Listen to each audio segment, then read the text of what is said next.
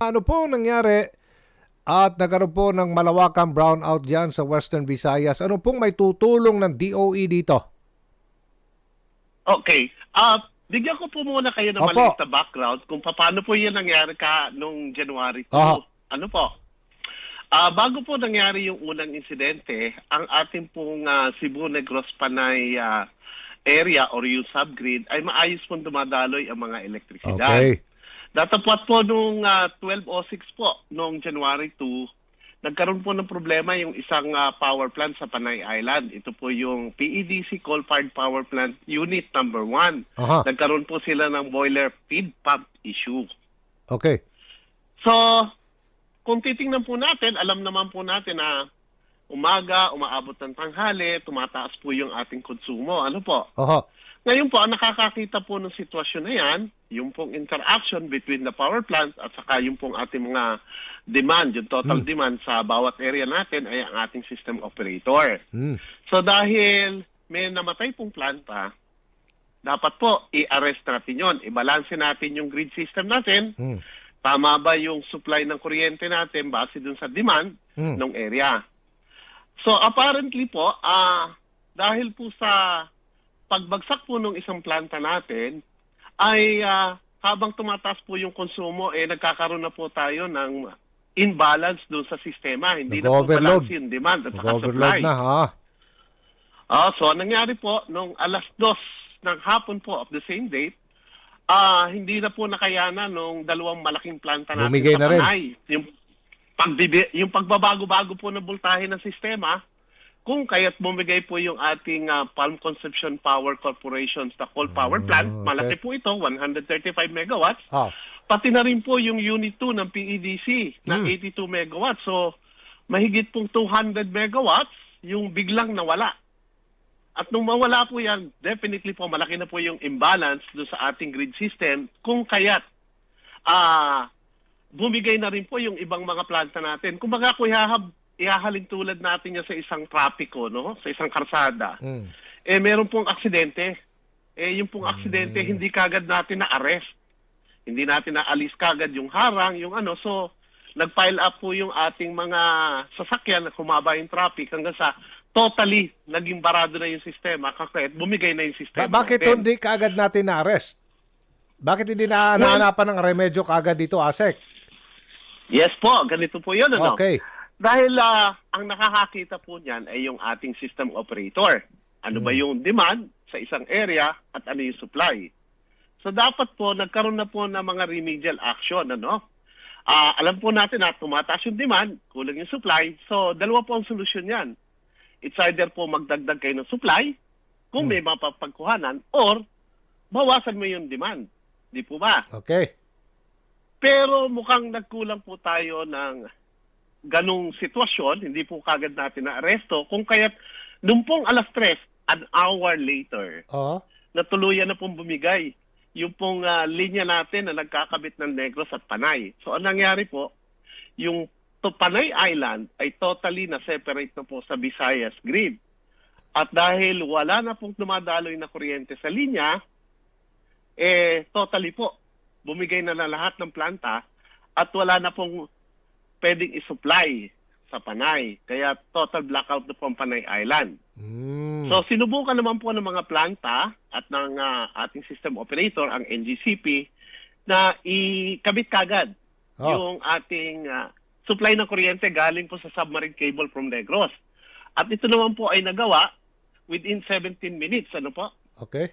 Kaya lang, ang kailangan po niyan, magkaroon po ng pangunahing kuryente, yung pong tinatawag na feedback power, para mabuhay po ulit yung ibang mga malalaking planta natin. Kaya't medyo na late na po. Gabi na po, halos hating gabi na, nung makatakbo muli, yung PEDC Unit 2, at kinabukasan na po ng umaga, 7:45, bago po naka-synchronize sa grid yung Unit 1 ng PEDC. Okay. So ang problema dito, ang Panay Energy Development Corporation, may negligence on their part talaga, nakikita natin. Hindi po. Hindi po natin masasabi yan. Kasi nga po, aksidente yung nangyari.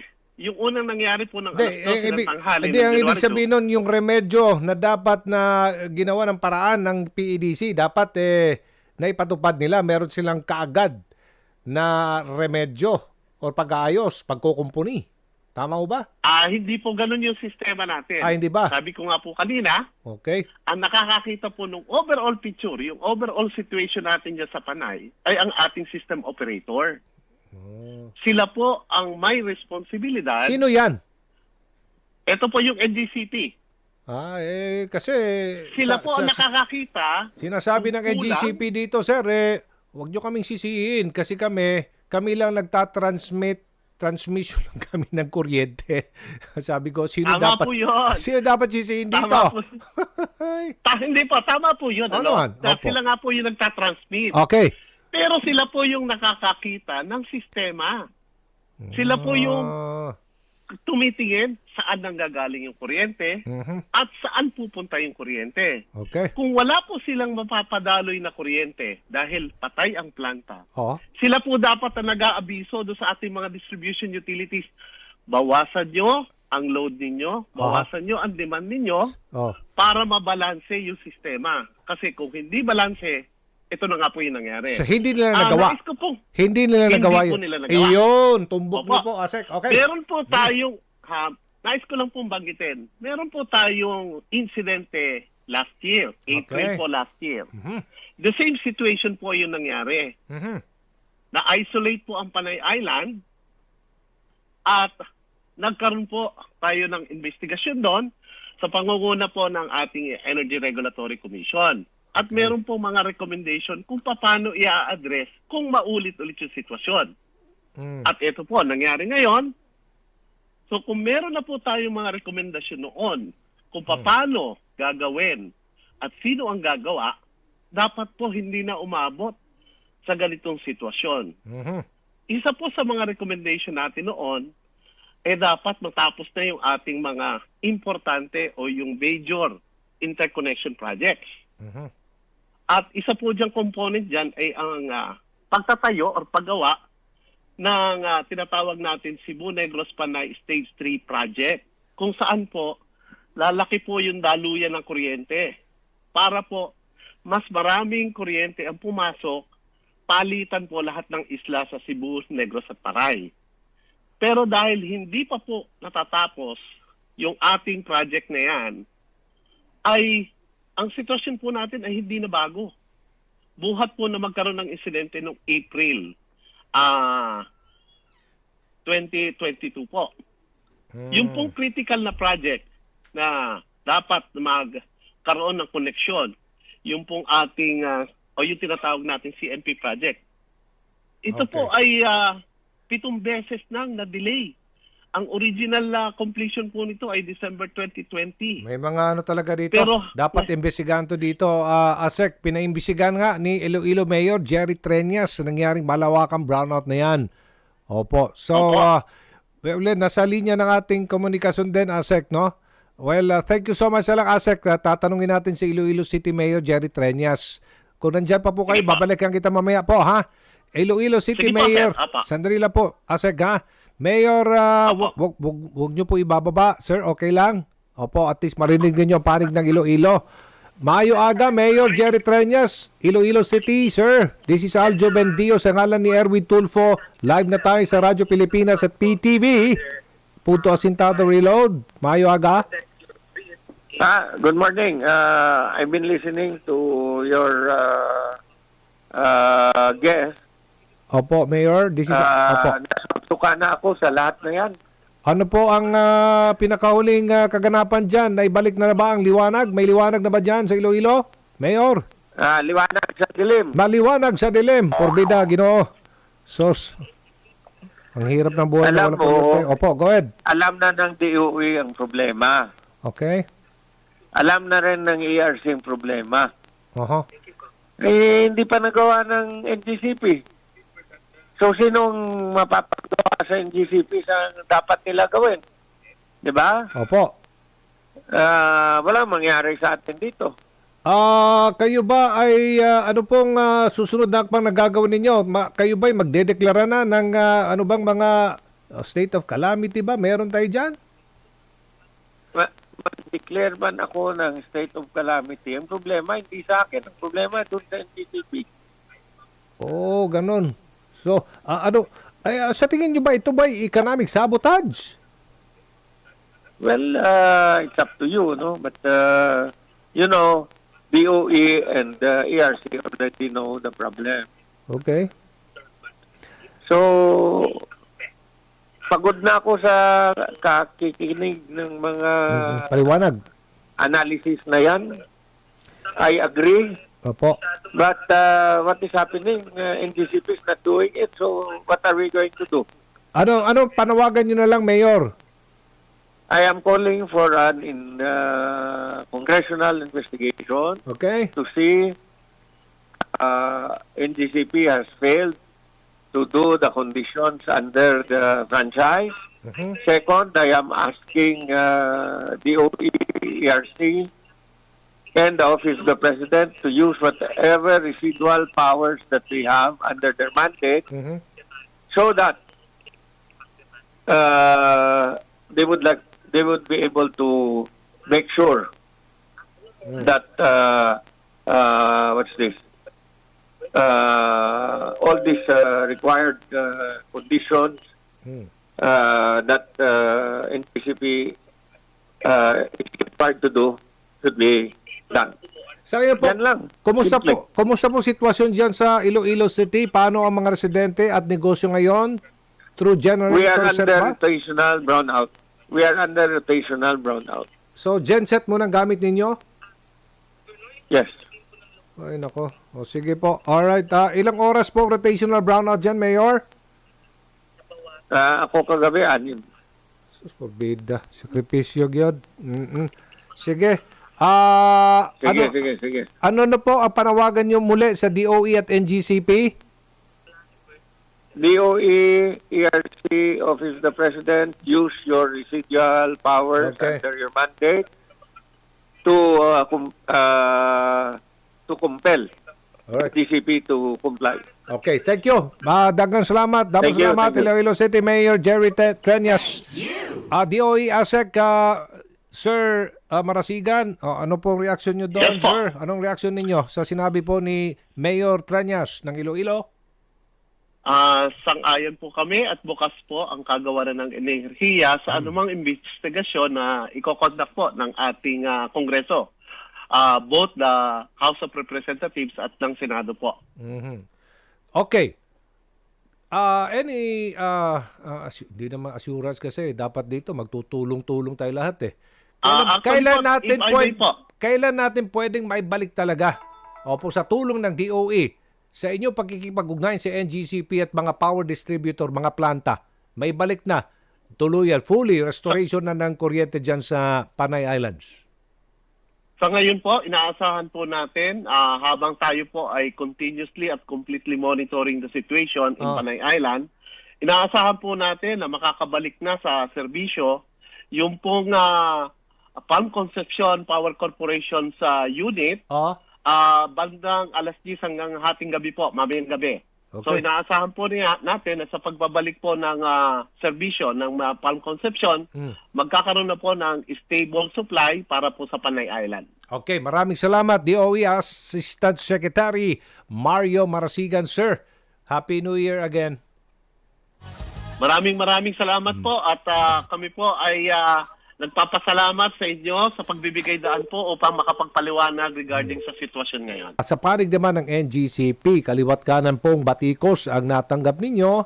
Kayo po ang sinisisi po dito. Bakit hindi ka agad daw nabigyan ng remedyo ang pagkawala ng supply, pagka yung pong nagka-problema isang planta, tapos hindi ka agad na remedyoan ng NGCP ang daloy ng kuryente, kaya bumigay na naman ang ibang planta. Ma'am, sige, pagkakataon nyo pong ipaliwanag sa amin. Go ahead po.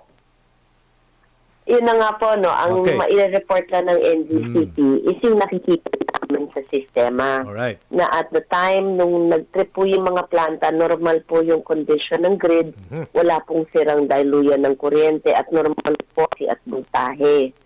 Ngayon, paulit-ulit po namin pinaliliwanag na yan po yung datos ng sistema namin at kailangan pong makumpleto yung report ng mga plantang involved kasi po nagtiri ka, no?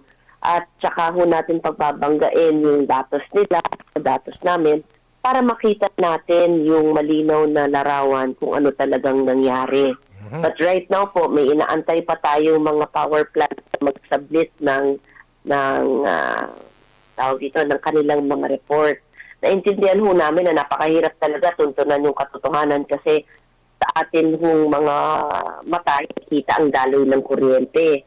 So kami po, nakasalalay kami kung anong nare-register sa sistema namin at sa data logs. At yun ho ang pinipresenta namin. Okay. At yun nga, no, ulitin ko na dalawang insidente ho yung pag-tripping, isa nung o pagkawala o pagpalya ng mga planta, isa nung tanghali at pangalawa ho 2:19 p.m.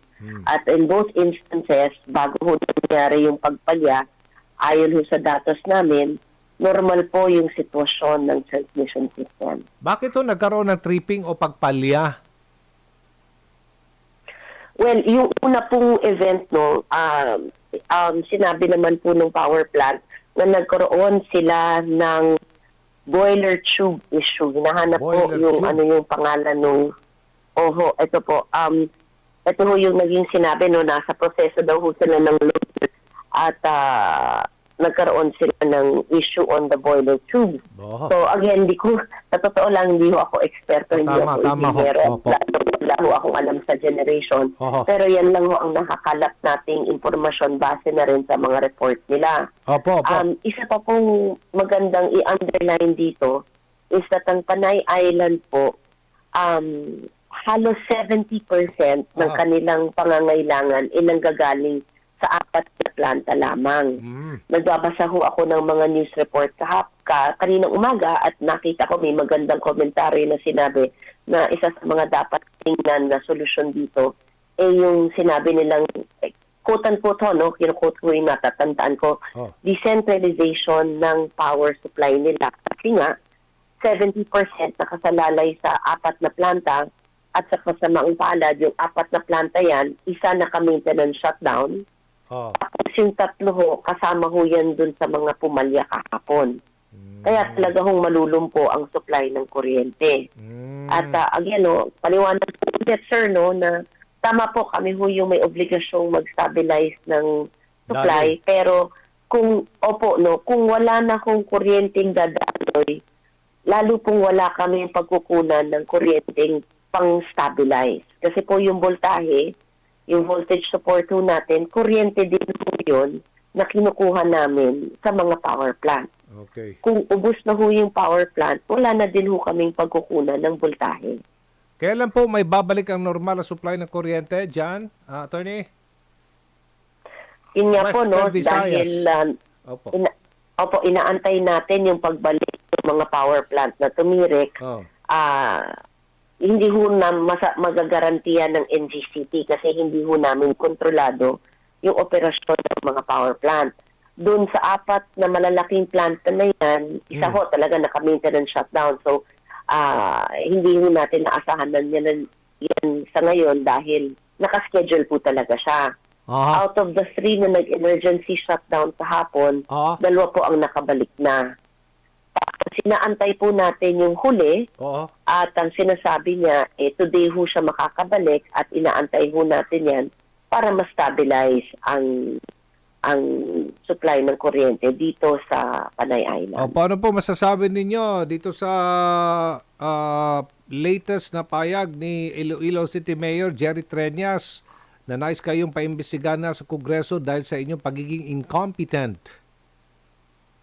Well, sa totoo lang ho, sanay na kaming magpaliwanag kasi talagang ang NGCP hindi naman ho kami talaga umiiwas sa paliwanag. In fact, siguro dahil aming willingness na maging transparent sa aming mga operasyon. Kaya madalas kami ang naituturo kasi madalas kami lang ho ang nagsasalita. So, sanay na ho kami magpaliwanag sa iba't ibang mga kapulungan at dala ho namin ang datos na nakikita namin at yun lang naman ho ang aming maisasagot sa lahat ng katanungan, yung mga facts o yung mga datos na nakakala po namin sa sistema. Para at least man lang may educate ng ating mga kababayan nakikinig at nanonood ngayon, attorney, ano ba talaga ang trabaho ng NGCP sa isyong ito? Walang NGCP po, no, pambansang daluyan kami ng kuryente. Pambansang Or yung daluyan, okay. power. Opo, kami ho yung nagpapatakbo nitong transmission system sa buong Pilipinas. So kung ihahambing ho yan sa farm to market road, kami ho yung highway na nagkukonekta dun sa mga gumagawa ng kuryente na power plant, papunta ho dun sa mga distribution utilities na siya namang nag-distribute ng kuryente na yan papunta sa mga consumers tulad ng mga households at commercial at industrial establishments. So wala ho kaming kuryenteng binibenta kasi sa ilalim ho ng batas, hindi ho kami pinapayagang magkaroon ng interest sa generation at transmission. So Okay. delivery system in bulk. So, doon tayo nagka-problema sa planta mismo kung saan ang gagaling yung kuryente. Hindi po sa distributor. Doon tayo nagka-problema. Alright, bumigay. Kaya't wala din tayong maidadaloy o mayatid na kuryente sa mga distributor. Tama ho ba? Tama po yun. Tama Okay. po yun. So, kayo ba ay GOCC, ma'am? Government-owned or private? Ay, hindi po. Kami po ay isang pribadong Pribado. kumpanya, pero kami po ay highly regulated. Alright. Nabuo ho ang NJCP dahil ang layo ho ng aking history, no? Nung early 90s po, talagang na-mismanage yung ating power system at nagkadapatong-patong ho ang utang. So, noong 2002, nagpasa ng batas ang gobyerno na para magkaroon ng access ang publiko sa kinakailangang puhunan para palawakin, palawigin, pagandahin at maintenance ng transmission system. Isinapripado ho to. Opo. Kasama ng mga generation. Alam niyo Pero po- highly regulated ho kami, ha? Opo, Hindi opo. po kami Okay. basta-basta kumitilo. Attorney, Opo. nakikinig ngayon ang nag-alboroto. Parang vulkan. Kababayan natin mga Ilonggo ngayon. Sus, subong, Opo, kuryente, subong doon po sa Western Visayas. Nakikinig po sa inyo ngayon. Opo, kayo ang Yes, po. sinisisi daw dito. Ngayon, attorney, kayo na magpaliwanag. Ano po mensahe ninyo sa kanila, ating mga kababayan dyan sa Western Visayas na ala pong kuryente? Yun nga po, na kami po ay nakikisimpatya sa kanila at ako bilang isang consumer, naintindihan ko talaga ho yung hirap ng walang kuryente. Hindi lang ho sa convenience, pero of course yung basic needs. So, ang masasabi lang ho ng NGCP is kung ready na po yung power plant, gagawin ho namin ang makakaya namin para maayos na itong maibalik sa sistema at siguro at as much as we can tutulong ho kami at i-contribute namin yung transmission side solution. Ang panawagan ho namin, since tatlo ho kaming sektor ng industriya na nag-aabutan para makarating ang kuryente sa consumers, sana po talagang yung solusyong titingnan natin pangkabuoang solusyon at hindi lamang nakatutok sa isang sektor. Kasi kung isang sektor lang ho tayo nakasalalay sa solusyon ng buong industriya, hindi ho talaga magiging pangmatagalan at pangmalawakan yung mararating nating aksyon.